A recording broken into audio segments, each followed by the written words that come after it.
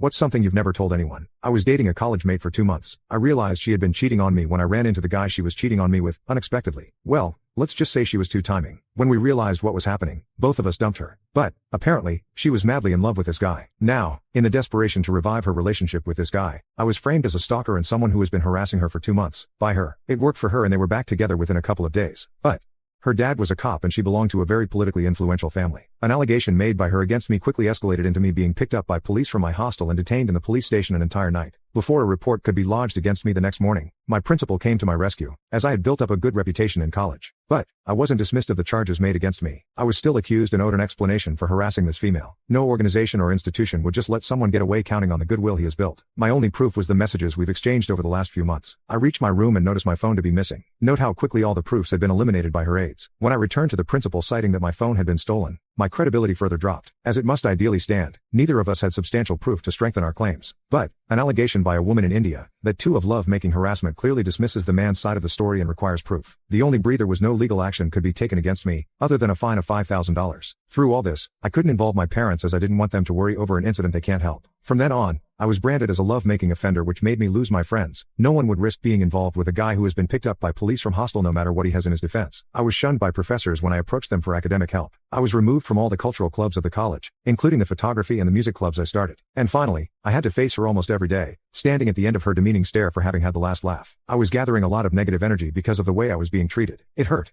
It turned me into a helpless boy. I was merely 19. The rage was getting beyond my control. This rage had to be employed somewhere. I was clear this negativity shouldn't result in alcoholism or even worse, unaliving. I started playing sports, participated in debates, jams and quizzes. Within 2 years, I turned into one of the most celebrated debaters in the city. I had a record of winning every jam I participated in. I hosted quizzes in various colleges and was representing my college in badminton. I built myself into a person that my college was tempted to claim association with. As a silver lining, I was elected as the cultural head of the college in the final year of my college, which made me in charge of all the clubs I had been earlier thrown out of. While one file held my academic certificates, 2 complete files had my winning certificates across various competitions in the span of 2 years. I was the first student of the college to be placed, eventually holding 4 offer letters by the end of graduation. 5 years after those incidents, I probably am a successful individual in terms of societal norms. Yet, the injustice, the ostracizing, the lonely college life still haunt me even to this today. Within a successful and confident man, hides a gullible boy who is still scared of getting close to people. There is a constant fear of being lied to, cheated or discarded. The fear is the only companion I've got for the rest of my life.